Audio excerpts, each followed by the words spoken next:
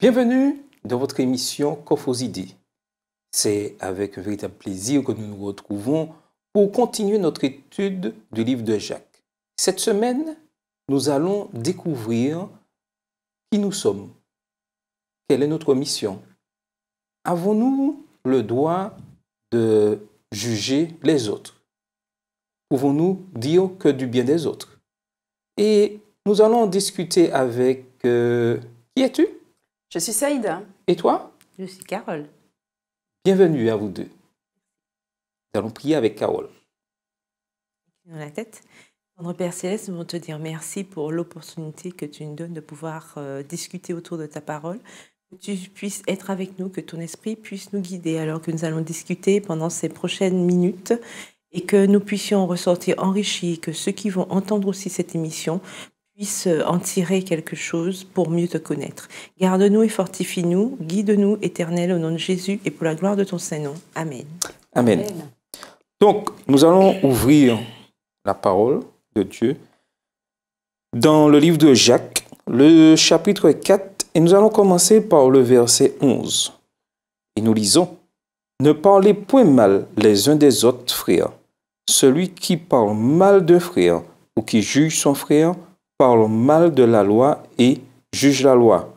Or, si tu juges la loi, tu n'es pas observateur de la loi, mais tu en es juge. » Alors, lorsqu'on découvre ce texte-là, on continue à découvrir ce que Jacques pense déjà de la langue. On se rappelle, que nous avons vu dans les leçons précédentes, que Jacques nous disait que la langue est un petit membre qui peut faire beaucoup de bien, mais aussi beaucoup de dégâts. Mais là, Jacques va un peu plus loin. Alors, qu'est-ce qu'on peut dire là? Il nous dit de ne point mal parler les uns des autres. Mais normalement, si nous sommes remplis du Saint-Esprit, je ne peux pas parler de mal de mon frère. Qu'en pensez-vous? Oui, c'est une évidence, mais comme tu as dit si bien, si on est rempli du Saint-Esprit. Donc ça sous-entend forcément que ce n'est pas toujours le cas avec tout le monde. Donc si nous sommes remplis du Saint-Esprit, effectivement, nos paroles seront remplies de charme, comme on dit, c'est-à-dire que nous aurons les paroles qu'il faut pour pouvoir aboutir au message que nous voulons véhiculer. Par contre, c'est vrai que si nous utilisons uniquement nos émotions ou alors ce qui nous passe par la tête, comme on aime dire, automatiquement, on fera plus de dégâts que de bien. Et ça, c'est bien dommage. Et puis culturellement aussi, c'est vrai qu'on aime bien le petit Milan. Donc des fois, on peut se laisser aller parce que c'est vrai que Jacques, là, il dit ne parlez point mal les uns des autres, mais le fait aussi d'écouter quand on parle mal, on n'est pas mieux non plus. Et voilà, et comme des fois, on aime bien avoir un petit Milan, écouter un petit Milan, on s'assoit dans le Milan et puis voilà, ça crée des dégâts parce que la langue, justement, elle est un feu. Non, mais ma question est, mais pourquoi avons-nous tendance à vouloir parler mal des autres? En fait, je ne pense pas qu'on puisse le faire de façon, des fois, consciente. Et c'est-à-dire qu'on aspire, on aime quand les gens sont comme nous. Du coup, quand les personnes ont un comportement qui nous déplaît, on se met à maudire, à mal parler, justement, et à échanger dessus en restant, comme on est centré sur nous-mêmes. Du coup, on ne voit que les défauts de la personne. Du coup, ça va ressurgir et on ne va parler que de ça. Mais il y a aussi le fait, en plus de ce que tu dis, le fait de vouloir toujours se positionner en personne meilleure que l'autre. C'est peut-être ça la difficulté, parce qu'on a toujours l'impression qu'on est meilleur que son prochain, ce qui est une erreur, parce que devant Dieu, nous sommes tous égaux, c'est sûr, nous sommes tous égaux, nous sommes tous pécheurs, nous sommes tous privés en quelque part de sa gloire, de par notre statut. Mais le problème, c'est que pour peu qu'on ait soit de la connaissance ou alors des biens, que ce soit des biens du matériel ou autre, on a l'impression que ce que l'autre fait est toujours pire que ce que je fais. Or, il faut bien se rappeler que tout péché est péché. À partir du moment où on transgresse une des lois, on pêche contre toute la loi. D'accord? D'ailleurs, il parle aussi de la loi. Donc, nous devons bien nous rendre compte que je mente sur mon prochain ou que je commette l'adultère, je prends un exemple, c'est du pareil au même. D'accord. Exact. Donc, en quelque sorte, mal parler de son frère, c'est la même chose que juger son frère. Justement, c'est là que je pense qu'il faut faire la nuance, puisqu'il y a beaucoup qui utilisent ce verset pour justifier, je dirais, le mal. Si j'exhorte mon frère, je ne parle pas mal de mon frère. C'est-à-dire qu'il n'est pas question pour moi d'aller raconter à quelqu'un ce que j'ai vu. Voilà, tu n'as pas vu. Non, c'est pas ça la question. La question est d'aller voir mon frère et de lui dire, ou ma sœur, hein, quel que soit, de lui dire, écoute, il y a telle chose, il y a tel comportement que tu as eu, bon, il n'était pas correct, etc. C'est ça. Mais parler mal, on est bien d'accord, c'est quand c'est quand on casse du sucre sur le dos de quelqu'un. C'est-à-dire qu'on parle de la personne sans que la personne soit présente déjà, et on se fait son propre film sur parfois des situations qu'on ignore complètement, mais qu'on nourrit de par ce qu'on a entendu, ce qu'on a cru voir, parce qu'on n'a même pas demandé plus d'explications, ce qu'on pense, etc. Et tout ça, en fait, est alimenté par par de l'émotion. Donc, on pourrait dire qu'on a, et c'est de la calomnie. Oui, la calomnie. Oui, c'est de la calomnie, oui. C'est ça. Et j'ai trouvé cette définition vraiment formidable. En gros, mal parler de son frère, de son prochain, c'est le péché de ceux qui se rencontrent en cachette, qui se réunissent en petits groupes pour transmettre des informations confidentielles qui détruisent la réputation de ceux qui ne sont pas là pour se défendre. Ah oui, c'est exactement ça. Vous disiez tout à l'heure. Donc, l'apôtre Jacques nous met en garde contre ces choses-là. Oui, parce que ça ne t'élève pas, en fait. Je t'interromps. Ça ne t'élève pas. Ce genre de conversation-là, à un moment, tu prends plaisir, mais ça veut dire que vous n'avez pas d'autre sujet de conversation que de parler des autres. Et donc, on parlait une fois de fréquentation, d'entourage. Si on se retrouve toujours avec un groupe d'amis qui ne fait que parler les mal des autres, les uns des autres, etc., on n'est pas élevé, on n'est pas édifié. En fait, on ne progresse pas parce que ce sera toujours la faute de l'autre. C'est tel qui a fait ça, un tel qui a fait ça. Mais à quel moment tu te regardes dans un miroir et tu te remets en question pour dire que, voilà quoi, l'autre n'est pas, je ne suis pas meilleur que l'autre, mais chacun a son cheminement, chacun progresse à son rythme, en fait. Donc, oui, je reviens à ce que Carole disait tout à l'heure. Quand je vois cette définition-là, si j'ajoute le personnage qui est, je dirais, envers qui on parle mal et qui est là pour se défendre, à ce moment-là, ce n'est plus de la calomnie, puisque la personne est là. Mais non, c'est ce que je disais. Là, ça devient de l'exhortation. Okay. À partir du moment où la personne est présente et peut expliquer ou soit moder dans notre sens, soit aller dans le sens contraire. Mais en tout cas, la personne est là, elle est présente. Ce n'est plus de la calomnie. On ne parle plus mal puisque la personne entend, elle peut juger, elle peut s'expliquer et ça, c'est autre chose. Donc, là, je parle plus de conversation. Alors, et un d'échange. petit exercice qu'on pourrait faire, c'est lorsque on a tendance à vouloir, puisque notre nature pécheresse, tendance à parler mal à quelqu'un, d'arrêter la conversation et de se réunir après avec la personne. Comme ça, la personne est là et il pourra expliquer pourquoi elle est comme ça. Et généralement, mais est-ce qu'on est prêt? Non, on n'est pas prêt. Est-ce qu'on est prêt à faire cela? C'est ce qu'on devrait faire. C'est ce qu'on devrait faire, on n'est pas prêt parce que justement, quand la personne est présente, le discours change. C'est ce qui est dommage. On est l'hypocrisie là.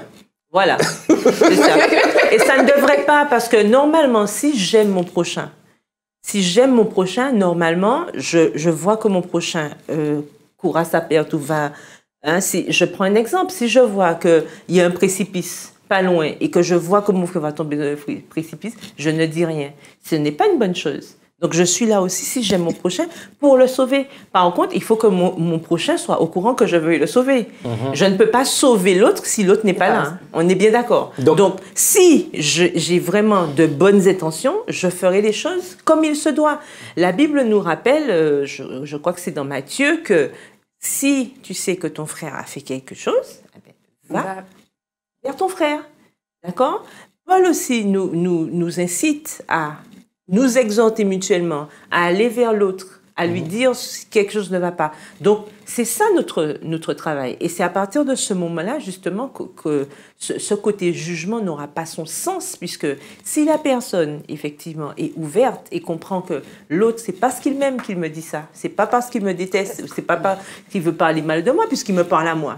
Comment on peut parler de mal de moi si Saïda vient me dire quelque chose? Bon, Carole, écoute, tu as fait telle chose. Comment je peux dire, mais Saïda dit du mal de moi? Mais non, puisqu'elle est venue me voir et elle m'a dit. Par contre, là où ça devient délicat, c'est que je parle à Saïda, Saïda me parle, et puis Saïda va raconter, ou bien je vais raconter, ah mais tu sais pas, il y a telle chose. Non, ça c'est pas bon par contre. Ça reste entre nous. Va vers ton frère, reprends-le, tu auras sauvé ton frère. Voilà, ça reste entre nous. Donc c'est ce qu'on doit apprendre. C'est déjà la première étape. Et puis, Matthieu nous donne des étapes. Si ton frère ne t'écoute pas, prends un témoin, etc. Mais il n'est pas question pour nous. Souvent, on saute les étapes et on se retrouve directement devant la foule. Je dirais ça entre guillemets. On se retrouve devant la foule et puis on oublie complètement que nous avons d'abord ce devoir d'intimité à avoir avec notre frère d'abord. Et c'est pour ça que souvent, ça tourne au vinaigre parce que lorsque la personne entend, la chose est déjà passée tellement, le téléphone arabe a déjà fait tellement de dégâts que lorsque nous, on va se présenter devant la personne, ce sera du genre... voilà, exactement. Basta.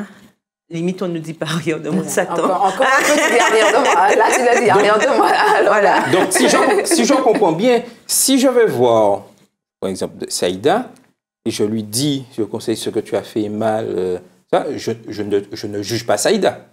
Je t'exhorte dans la situation et peut-être tu vas m'expliquer, me dire que peut-être j'étais dans le faux, dans l'erreur et ça se termine là. Mais le fait de pouvoir, je dirais, diffuser des informations sans vraiment que la personne en question puisse se défendre et propager le faux le plus souvent, là on se met, je dirais, en porte-à-faux par rapport à la loi. Oui, parce que lorsque je lis ce que Jacques dit, ça veut dire que je juge la loi. C'est-à-dire que je refuse ce commandement de la loi qui dit « aimez votre prochain ».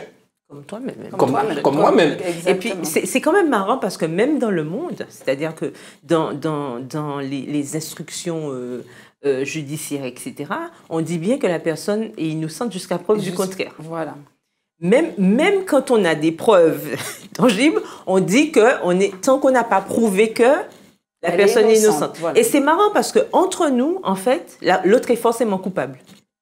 C'est quand même extraordinaire. On ne parle pas, voilà, on ne parle pas sur la base que aussi l'innocence peut exister. Donc, pour savoir si oui ou non je suis dans le vrai, je dois aller voir la personne concernée.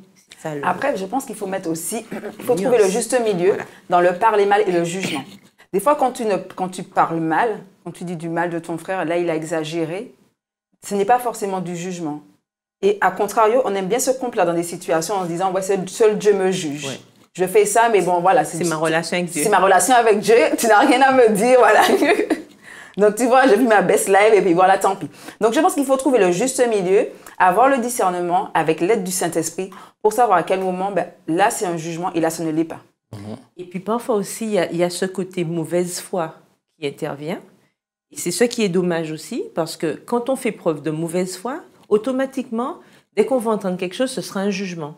Et on se retrouve dans une espèce d'embroglio, en fait. Hein. C'est-à-dire que même quand on dit quelque chose qui ne va pas, automatiquement, ça tombe sur le coup du jugement.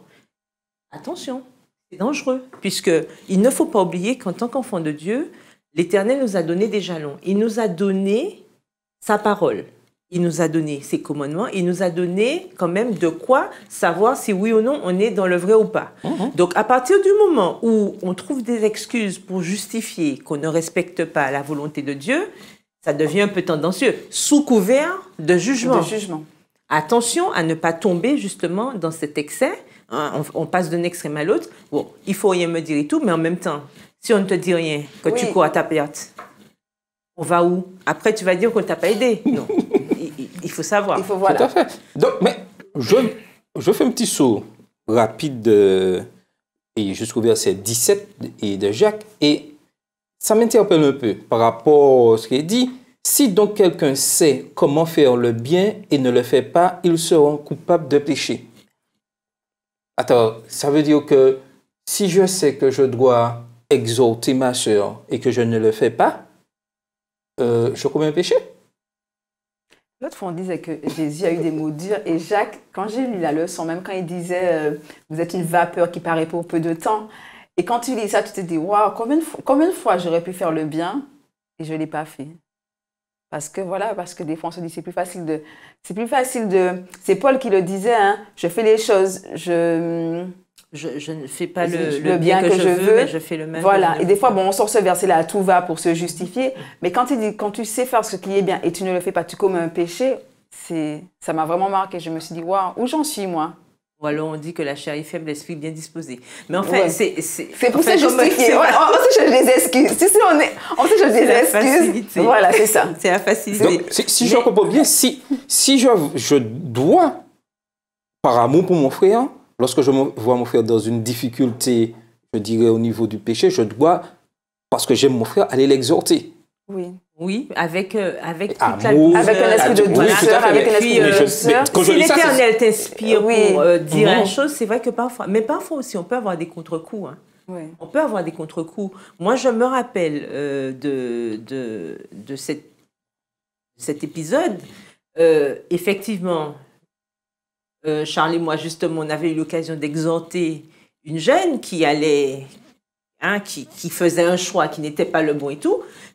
Elle s'est fâchée, mais au final, on avait raison parce qu'elle est tombée dans le piège et voilà, les choses ont été ce qu'elles ont été. Malheureusement, souvent, on se braque face à la réalité, face à la vérité, parce qu'on a toujours l'impression que c'est nous qui avons raison et que c'est l'autre qui a tort. Et on n'est pas prêt à entendre la vérité. On n'est voilà, pas prêt à entendre et à accepter, en fait. C'est difficile. Même si, voilà, je nous parle d'une façon ou d'une autre à travers une personne, mais on n'est pas prêt à encaisser ce que la personne nous dit. Voilà, on se dit, elle est illégitime pour nous parler ainsi, on va commencer à lui trouver des défauts, on va commencer à lui parler mal d'elle, en oubliant en fait que nous, on a un travail à faire sur nous, et effectivement, la personne, elle a raison dans le fond. Et on s'en rend compte des années après, mais qu'on aurait pu éviter. Si on avait ces preuves... Mais tout ça semble un peu compliqué. Hein.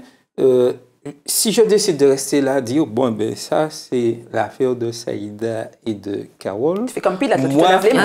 Tu fais comme Pilate, là, tu as lavé tes mains. L'inaction, je vous laisse dans votre situation là. Moi, je ne suis pas concerné, j'entends. L'apôtre Jacques me dit, l'inaction peut être un péché. Alors, je sais que tu es dans une situation de problème. Le fait que je reste là tranquille en disant, moi, je veux pas de soucis. Hein? Tu n'as rien vu, tu n'as rien entendu. Je n'ai rien vu, je fais comme les trois sèches. Je n'ai rien vu, je ne parle pas, je n'ai rien entendu. Non, mais justement, c'est un péché. C'est un péché. C'est un péché. Et en plus, le pire, c'est que précédemment, donc au verset 16, il dit bien, mais maintenant, vous vous glorifiez dans vos pensées orgueilleuses. Donc en fait, ça rappelle un petit peu ce publicain qui va... qui monte, enfin, qui est dans le temple et puis... il dit, voilà, je suis pas, il est en train de prier, Seigneur, je te remercie d'être ceci, cela, machin. Et puis je ne suis pas comme ce publicain qui fait ceci. C'est un petit peu ça, la pensée orgueilleuse. Ça veut dire que, bon, écoute, Lot a fait ses affaires, a fait sa bêtise, elle savait très bien que, machin, moi, je ne me mêle pas. Je ne me mêle pas, je suis blanc comme neige. Voilà, je ne me mêle pas. Or, ce n'est pas ce que l'Éternel nous demande. C'est vrai que c'est risqué. C'est vrai que c'est risqué, il faut appeler un chat. Oui. C'est vrai que quand on va voir quelqu'un pour lui dire, écoute... Surtout quelqu'un qu'on ne connaît pas, quelqu'un avec qui on ne discute pas, on ne lui dit pas bonjour. Qui est sensible. Voilà, on lui dit pas bonjour, le savait, puis tu vas lui dire quelque chose, on peut prendre ce qu'on va prendre. Mais au moins, on a quand même cette satisfaction, je dirais, hein, je le mets entre guillemets, cette satisfaction d'avoir quand même aidé son frère ou sa sœur par rapport à cette situation. Parce que c'est vrai que quand on est silencieux, si on ne dit rien et que la personne tombe là, je pense que si on a vraiment l'amour en soi, on se dit, mince alors, j'aurais pu faire quelque chose et je n'ai rien fait. Donc il faut se rappeler justement que ça peut être un péché puisque ça va à l'encontre de ce commandement qui dit d'aimer son prochain. Tout à fait. Et quand on aime, on fait ce qu'il faut. Tout à fait. Et on a un exemple dans Luc, le chapitre 10, avec le Lévite et le prêtre qui ont laissé mort... enfin, pour mort. Oui, pour mort, c'est là, et que c'est le Samaritain, tout ça. C'est le Samaritain qui va sauver. Tout à fait. Et là, on peut dire que le prêtre et le Lévite ont péché. Tout à fait. Mais tu sais, des fois, dans la vie, on est comme ça. On va passer près d'un SDF, dans la rue, et on va se dire, quelqu'un d'autre va s'en charger. C'est toujours l'autre. C'est toujours l'autre. Ouais. C'est vrai. C'est non-assistance à personne en danger. Alors que nous, on aurait pu faire des fois, on se dit, bon, on n'ose pas, ou on a peur. Des fois, c'est le regard des autres. Et c'est vrai que quand on commence à se poser des questions, on ne fait pas et on passe à côté.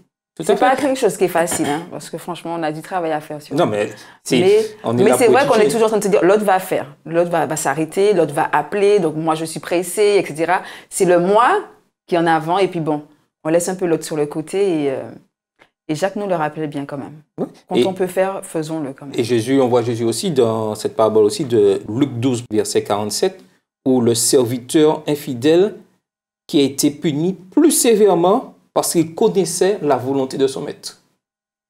Oui. Et pour nous, c'est la même chose. Comme nous connaissons encore cette vérité que Jacques nous donne, et nous connaissons, nous devons pratiquer, et si nous ne le faisons pas, nous serons plus sévèrement sanctionnés que si c'est quelqu'un d'autre.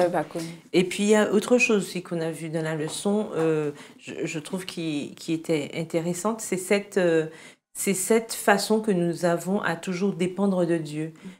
Quand il nous dit au verset 13, aujourd'hui ou demain, nous irons dans telle ville, nous y passerons une année, nous trafiquerons, nous gagnerons. Et il dit, au verset 15, vous devriez dire au contraire, si Dieu le veut, nous vivrons et nous ferons ceci ou cela. Cette manie que parfois on a aussi de croire que tout est entre nos mains, que nous pourrons faire ceci, cela, nous rappelait toujours que Dieu est aux commandes et que Dieu est aux commandes et que c'est si Dieu veut que tout dépend en fait de la volonté de Dieu. Et c'est pour ça qu'il est important pour nous de nous rappeler qu'avec Dieu, il n'y a pas de hasard. Si je crois fermement que l'Éternel agit dans ma vie, je dois aussi croire que tout ce que je fais, c'est selon sa volonté. Donc, c'est si Dieu veut. Il n'y a pas de partie, il n'y a pas d'épisode dans ma vie où Dieu est à côté et moi je fais. Ça n'existe pas. Et en fait, il y a quelques années de ça, il y a une année de ça, je me rappelle, une collègue, on discutait et puis elle me dit mais Saïda, tu ne dis pas à demain si Dieu le veut. Tu ne dis jamais ça, toi. Et je lui ai dit, ah bon? Elle me dit, non, tout le monde dit à demain, si Dieu le veut, ou quelque chose, si Dieu le veut. Et toi, tu ne le dis pas. Je me suis dit, ah ouais, Seigneur, je ne dis pas si Dieu le veut. Et ça m'avait interpellée. Je me suis dit, ah ouais, mais c'est si Dieu le veut que, voilà, je ne peux rien de moi-même, quoi. Oui, c'est ça. Et depuis. Non, mais c'est vrai, je pense vraiment que c'est important pour nous de toujours mettre ce point d'ordre. Parce que c'est vrai que dans ce monde, on vit où les gens pensent qu'ils peuvent ceci, cela et tout. Il est important de rappeler qui est-ce qui est aux commandes. Exact. Et quel que soit ce qu'on pense, ou quelle que soit la manière dont on va mettre la chose, il ne faut pas qu'on oublie que Dieu, c'est lui qui dirige toutes choses. Et même quand les choses nous semblent catastrophiques, on ne comprend pas, tout est à l'envers, on a l'impression que le monde nous tombe dessus, que Dieu est aux commandes. Et ça, il faut s'en rappeler, c'est important. Parce que contrairement à ce que veut faire croire le monde et notre suppôt à côté de notre ennemi, ça reste Dieu qui est le maître. C'est lui qui est le créateur. C'est lui qui a fait toutes choses. Et malgré le fait qu'il y a notre ennemi qui s'amuse un petit peu, il est sur son terrain de jeu, mais c'est comme dans tout. C'est juste un terrain de jeu. Il n'est pas propriétaire.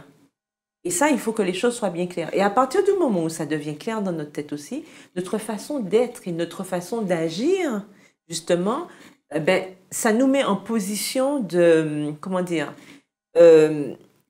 d'enfant de Dieu. Je dirais dans quel sens? C'est-à-dire que tout ce que nous faisons, nous pensons justement dans cette optique-là. C'est-à-dire que c'est Dieu qui me permet de faire et forcément, comme Dieu me permet de faire, je dois agir en conséquence. Alors, j'ai bien compris tout ce que vous m'avez dit là, mais je reste un peu sceptique sur un point.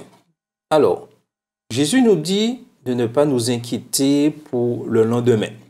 OK, dans Matthieu 6, verset 34.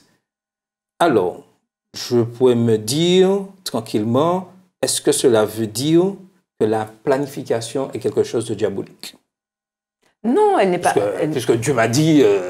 ne vous inquiétez de rien. Donc, planifier... Il n'a jamais dit ne préparer rien. Il n'a pas dit de rester là, puis d'attendre. Non, ne vous inquiétez il a dit allez. Donc, allez.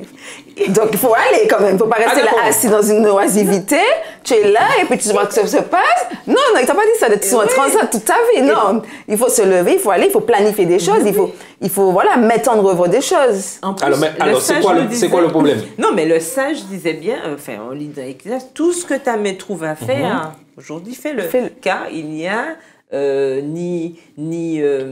n'y a pas de travail, il n'y a rien dans le séjour où tu vas. C'est-à-dire que, attention, quand on nous dit de nous inquiéter de rien, on ne nous a pas dit de ne rien faire. Ne pas s'inquiéter, ça ne veut pas dire rester oisif. Donc, si je comprends bien, on peut encourager et on doit encourager tous nos jeunes à continuer leurs études. À continuer leurs études, se marier, avoir leur famille. Il faut avoir des challenges, des défis. Nous ne savons pas que Jésus va revenir. Alors, ok, mais c'est quoi le problème? Qu'est-ce qui fait la différence entre celui qui dit « si Dieu veut » et planifie, et celui qui dit « bon, vivons, buvons et car demain nous mourrons ». La semaine dernière, tu sais, on a fait les désirs charnels et les désirs terrestres. Et dans notre planification, c'est est-ce que je planifie avec Dieu ou est-ce que moi je gère mes affaires et Dieu va gérer après si ça casse. C'est en fait ça la grosse différence. C'est vraiment tout et tout est lié. C'est-à-dire comment mon cœur est. Est-ce que je fais confiance à Dieu pour que Dieu gère et que j'ai une sagesse céleste? Ou est-ce que c'est moi qui fais, c'est moi qui vais faire, je vais faire telle chose, je vais faire telle chose, je vais faire telle chose, et puis voilà quoi, Dieu est à côté. C'est ça qu'on te dit que voilà, on part en vacances, mais Dieu n'est pas en vacances. Dieu ne sommeille ni ne dort. C'est-à-dire que Dieu est à côté de toi dans tes vacances, mais si tu planifies, tu te dis bon, imaginons, bon, je pars en vacances, et puis bon, c'est le sabbat, bon ben, ah non, moi je dois aller faire mon shopping. On fait les meilleures affaires le sabbat. Le sabbat, c'est les meilleures affaires, bon, c'est pas grave, hein.